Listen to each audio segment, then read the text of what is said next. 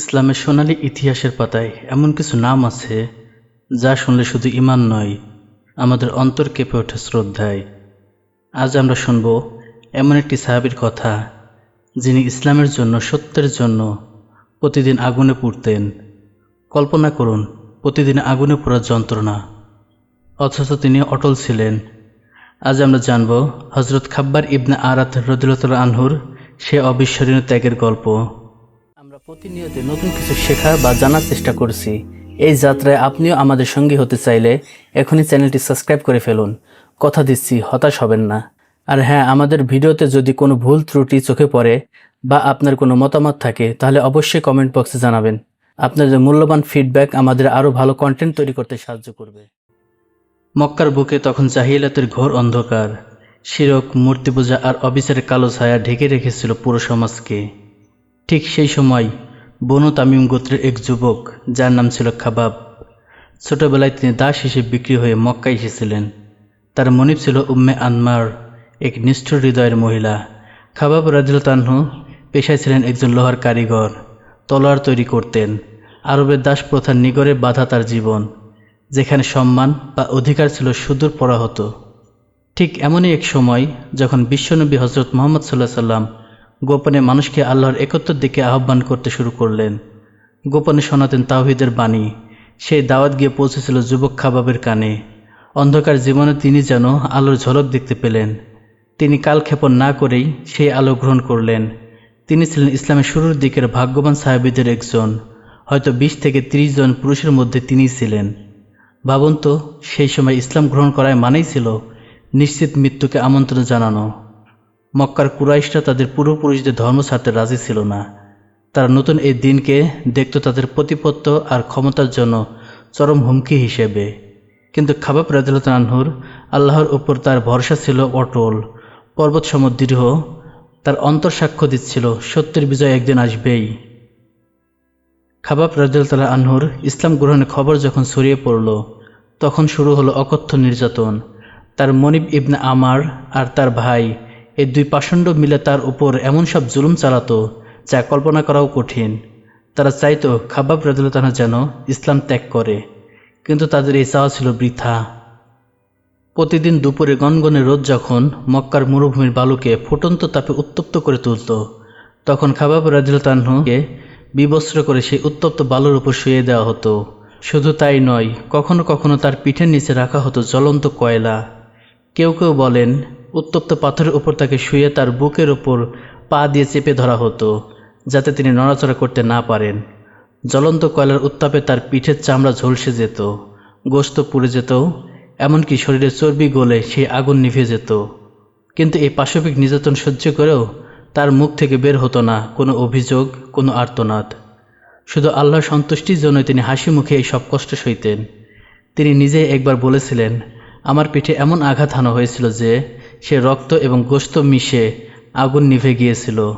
এত সব কষ্টের মধ্যেও তার ঈমানের শিখা ছিল উজ্জ্বল, নেভে যায়নি কখনো। হযরত খাবাব রাদিয়াল্লাহু আনহুর সাথে আমাদের প্রিয় নবী হযরত মুহাম্মদ সাল্লাল্লাহু আলাইহি সাল্লামের সম্পর্ক ছিল অত্যন্ত গভীর ও আন্তরিক। রাসূল সাল্লাল্লাহু আলাইহি সাল্লাম তার প্রতি সহানুভূতি ছিলেন, তার কষ্ট থেকে ব্যথিত হতেন।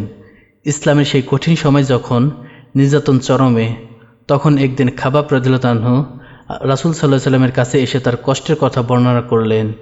তিনি তখন কাবার ঘরের ছায়ার একটি চাদরের উপর হেলান দিয়ে বসেছিলেন। খাবাব রাদিয়াল্লাহু আনহু আর্তনাদ করে বললেন, ইয়া রাসূলুল্লাহ, আপনি কি আমাদের জন্য আল্লাহর কাছে সাহায্য চাইবেন না? আপনি কি আমাদের জন্য দোয়া করবেন না? তার কণ্ঠে ছিল এক বুক আশা, একরাশ প্রতীক্ষা। রাসূল সাল্লাল্লাহু আলাইহি সাল্লাম তখন সোজা হয়ে বসলেন। তার চেহারা মোবারক লাল হয়ে গিয়েছিল। তোমাদের পূর্ববর্তী উম্মতদের মধ্যে এমনও লোকও ছিল যাদের ধরে আনা হতো এবং তার জন্য জমিনে গর্ত করে তাকে তার মধ্যে পুঁতে দেওয়া হতো। তারপর করাত দিয়ে তার মাথা 2 টুকরো করে ফেলা হতো, তবুও তাকে দিন থেকে ফেরাতে পারত না। আবার কাউকে লোহার চিরুনি দিয়ে গোশত থেকে হাড্ডি পর্যন্ত ছেঁচে দেওয়া হতো, তবুও তাকে দিন থেকে ফেরাতে পারত না। আল্লাহর কসম, এই কাজ অর্থাৎ ইসলামের বিজয় পূর্ণ হবেই। এমনকি একজন আরোহী সানআ থেকে হানরা মাউত পর্যন্ত একাকী ভ্রমণ করবে, আল্লাহ ছাড়া কাউকে ভয় করবে না, অথবা তার মেষ পালনের জন্য নেকড়ে ছাড়া আর কারো ভয় করবে না, তবে তোমরা তাড়াহুড়া করছো। এই হাদিসটি খাবাব রাদিয়াল্লাহু আনহুর মাধ্যমে বর্ণিত হয়েছে। রাসূল সাল্লাল্লাহু আলাইহি সাল্লামের কথাগুলো যেন ছিল হিমশীতল পানির স্পর্শ। এই ঘটনা খাবাব রাদিয়াল্লাহু আনহুর ঈমানকে আরও মজবুত করেছিল। তিনি বুঝতে পারলেন এই ত্যাগ বৃথা যাবে না, ইসলামের বিজয় সুনিশ্চিত, শুধু প্রয়োজন ধৈর্য আর অপেক্ষা। হযরত খাবাব রাদিয়াল্লাহু আনহু তার জীবনকালে অকল্পনীয় কষ্ট সহ্য করেছেন, কিন্তু আল্লাহ সুবহানাহু ওয়া তাআলা তার ধৈর্যের জন্য তাকে দিয়েছেন অসামান্য সম্মান। তিনি ছিলেন সেই সব মহান সাহাবীদের মধ্যে অন্যতম যারা বদর, উহুদ সহ ইসলামের প্রায় সব যুদ্ধেই রাসূল সাল্লাল্লাহু আলাইহি সাল্লামের সাথে অংশগ্রহণ করেছিলেন। তিনি ছিলেন ইসলামের পতাকাবাহী এক বীর সেনানী। রাসূল সাল্লাল্লাহু আলাইহি সাল্লাম এর ওফাতের পর তিনি মদিনায় বসবাস করতে শুরু করেন। জীবনের শেষ বয়সে আল্লাহ তাকে বিপুল সম্পদ দান করেছিলেন। তার ছিল অনেক সম্পদ, ঘরবাড়ি এবং দাস দাসী। কিন্তু মজার ব্যাপার হলো, এই সম্পদ তাকে স্বস্তি দেয়নি, বরং তিনি সবসময় চিন্তিত থাকতেন। তিনি ভয় পেতেন তার সব কষ্টের প্রতিদানই হয়তো এই দুনিয়াতেই হয়ে যাচ্ছে। তিনি প্রায়শই বলতেন, আমাদের সেই ভাইদের কি হলো যারা তাদের কষ্টের প্রতিদান দুনিয়াতে ভোগ করতে পারেনি। তার এই কথাগুলো প্রমাণ করে দুনিয়ার ভোগ বিলাসের প্রতি তার কোনো মোহ ছিল না। তিনি শুধু আখিরাতের প্রতিদানকেই বেশি মূল্যায়ন করতেন। হযরত খাবাব রাদিয়াল্লাহু আনহু প্রায় ৭০ বছর বেঁচে ছিলেন। হিজরতের ৩৭ বছর পর হযরত আলী রাদিয়াল্লাহু আনহুর খেলাফতকালে তিনি ইন্তেকাল করেন। তার ইন্তেকালের সময় যখন জানাজার জন্য লোকজন জড়ো হলো, তখন দেখা গেল তার শরীরে নির্যাতনের চিহ্ন, বিশেষ করে পিঠে ছিল পুরনো ক্ষত চিহ্নগুলো। সাহাবীরা তার দিকে তাকিয়ে কেঁদে ফেলেছিলেন, কারণ তারা জানতেন এই দাগগুলো কিসের সাক্ষ্য বহন করছে। হযরত আলী রাদিয়াল্লাহু আনহু নিজে তার জানাজা পড়িয়েছিলেন এবং তাকে দাফন করার সময় বলেছিলেন, আল্লাহ খাবাবের প্রতি রহমত করুন। তিনি স্বেচ্ছায় ইসলাম গ্রহণকারী ছিলেন, ধৈর্য ও সহিংসতার সাথে দিনের উপর অটল ছিলেন এবং আল্লাহকে ভয় করতেন। হযরত খাবাব রাদিয়াল্লাহু আনহুর কবর কুফারের কাছাকাছি। তার জীবন আমাদের জন্য চিরকাল এক আলোর দিশারি হয়ে থাকবে। হযরত খাবাব রাদিয়াল্লাহু আনহুর জীবন থেকে আমরা এক মহান শিক্ষা পাই। তিনি আমাদের শেখান চরম নির্যাতনের মুখেও ঈমান ধরে রাখার দৃঢ়তা, সীমাহীন ধৈর্যের গুরুত্ব, আর দুনিয়ার ক্ষণস্থায়ী ভোগবিলাসের চেয়ে আখিরাতের দিনকে প্রাধান্য দেওয়া। তার জীবন আমাদের অনুপ্রাণিত করে যে কোনো কঠিন পরিস্থিতিতে আল্লাহর উপর ভরসা রেখে অবিচল থাকতে এবং সত্যের পথে অবিরাম সংগ্রাম করে যেতে।